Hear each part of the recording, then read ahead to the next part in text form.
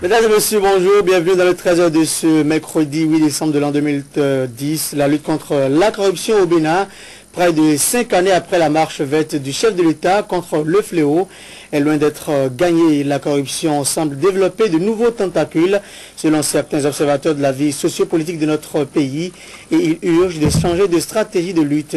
Dans cette édition, les récriminations de quelques Béninois contre la politique du régime du changement en la matière. Une conférence publique s'est d'ailleurs ouverte ce matin sur la question et animée par Jean-Baptiste Elias de l'Observatoire de lutte contre la corruption et l'inspecteur général d'État Alidou Koussé.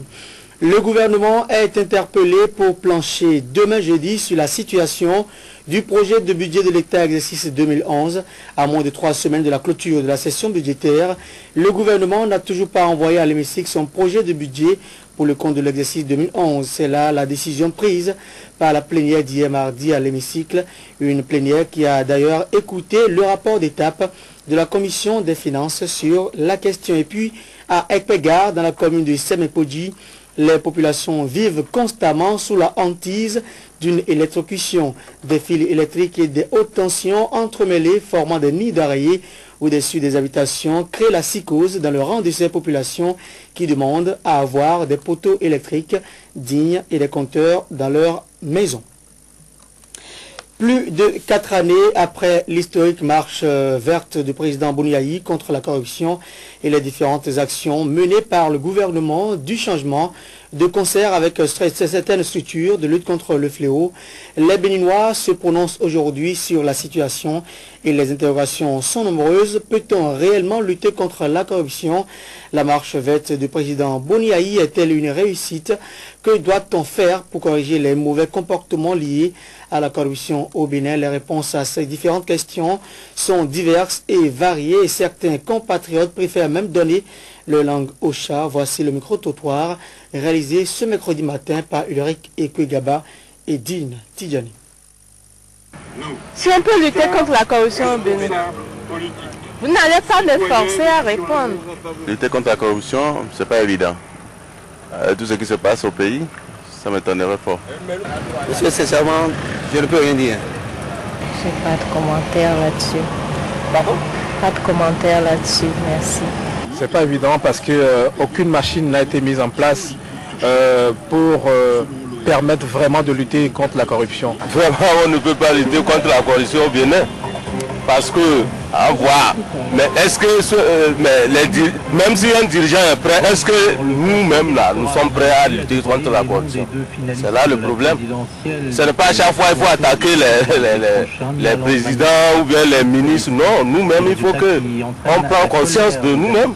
Ah oui, bien sûr, on peut lutter contre la corruption au Bénin. Ce n'est pas une fatalité, on peut lutter contre la corruption. Oui, on peut, si nous voulons. Est-ce que ce n'est pas un mot? C'est un mot, c'est un mot. Je ne crois pas qu'on peut lutter contre. Le président Boniaï marcher contre la corruption dans ce pays. Bon, tout ça, c'est du leurre, c'est du leurre, c'est du leurre. Ce n'est pas marcher qui règle le problème. Il faut pénétrer vraiment le système, assainir tout ce qui a lieu d'assainir.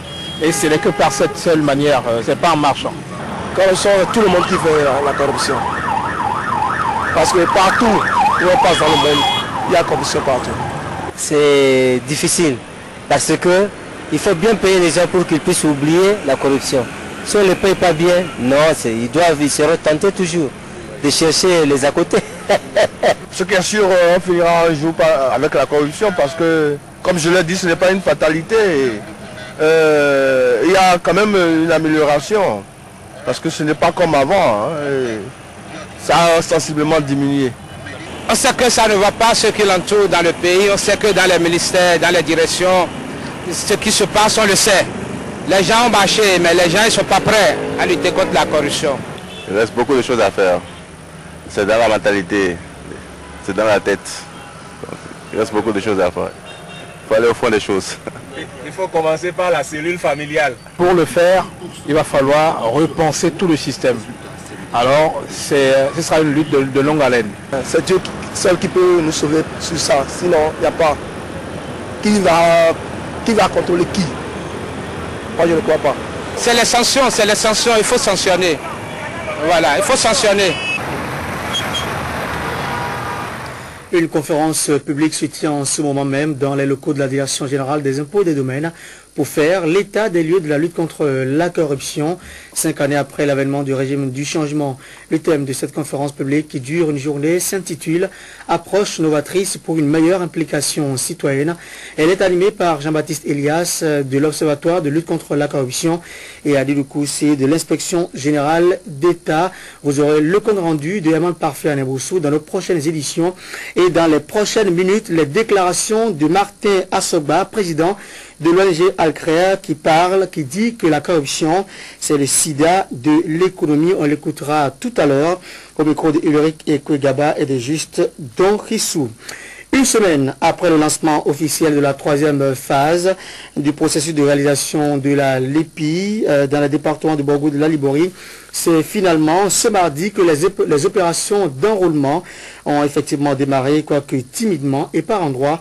On note déjà quelques fausses notes. Stanislas Lanlouzet. C'est parti pour la 3e phase d'enrôlement et d'identification des populations de 12 ans et plus dans les départements du Borgou et la Liborie. Une étape qui passe par la mise en place du matériel dans les différents centres de collecte. Nous sommes ici au 2e arrondissement de Parakou, comme dans les 2 autres arrondissements de la ville. Les agents enrôleurs ont fait le déplacement pour l'acquisition du matériel. Nous sommes en train de faire le dispatching du matériel du travail. Depuis 7 heures, toutes les équipes sont là. Toutes les équipes qui devraient travailler dans les centres de collecte, ils sont là pour réceptionner le matériel de travail. Donc, je pense que dès qu'une équipe reçoit son matériel, il lui reste seulement de rejoindre son poste et le travail commence. Une fois le matériel acquis, cap sur les centres de collecte et là, tous les moyens sont bons pour y parvenir. Les taxis motos sont souvent sollicités pour le transport. Dans les centres de collecte, on note une faible affluence des populations et pour cause, ces dernières et les chefs quartiers n'ont pas été suffisamment informés sur le déroulement de cette 3e phase du processus. Je suis arrivé, c'est le directeur qui m'a appelé que Zan de l'EPI vont venir à l'école. Et en même temps, je me suis levé pour arriver là. Sinon, personne n'est pas informé qu'ils vont commencer aujourd'hui. Mais quand même, comme c'est intérêt des populations, je vais gongonner, les gens vont sortir. Au-delà de la faible affluence des populations, la mauvaise manipulation et la défaillance du matériel informatique constaté à certains endroits ont contribué au retard constaté dans le démarrage des opérations. J'aurais voulu avoir une table par exemple pour mon ordinateur, mais là on m'a trouvé deux tables d'école des élèves. Et puis il faut venir ici à 8 h, je suis seule, je n'ai pas d'adjoint, je ne sais pas. On nous a dit de travailler de 8 h à 18 h. En temps normal, on devait être 2. Il devait avoir d'adjoint ou quelque chose comme ça, quoi, vous comprenez. Donc il n'y a pas d'adjoint, je suis seule. Bon, je ne sais pas, je me demande s'il va travailler vraiment de 8 h à 18 h. Doter le Bénin d'un véritable outil électoral et de développement, c'est le souci qui anime les premières personnes qui se sont fait enrôler dès le démarrage des opérations dans la cité de Kobourou. Je sais que la LEPI est un outil de développement, c'est pourquoi je suis là. Que bon citoyen, je suis venu accomplir mon devoir et j'invite tous les compatriotes à venir massivement faire comme moi. Pourvu que les irrégularités notées au départ soient corrigées pour que la suite de l'opération se déroule normalement. Le gouvernement est interpellé pour plancher demain, jeudi, sur la situation du projet du budget de l'État exercice 2011, à moins de 3 semaines de la clôture de la session budgétaire. Le gouvernement n'a toujours pas envoyé à l'hémicycle son projet de budget pour le compte de l'exercice 2011, un projet qui doit être étudié et voté par les honorables députés avant la date du 31 décembre. C'est la décision prise hier par les députés à l'hémicycle. C'est une plénière qui a aussi écouté le rapport d'étape de la commission des finances sur la question MR et le ministère de nous, André Aïe. Comme prévu, la commission des finances, interpellée par les députés sur la question du projet de budget exercice 2011, qui n'est pas encore revenu au Parlement pour étude, a présenté ce mardi un rapport d'étape pour situer les parlementaires. Dans le cadre de la recherche d'une solution pour une porte de sortie, un comité de 7 membres présidé par le président de la commission des finances et des échanges a été constitué. Le dit comité s'est retiré avec les membres du gouvernement au fin de proposer des pistes de solutions aux problèmes posés.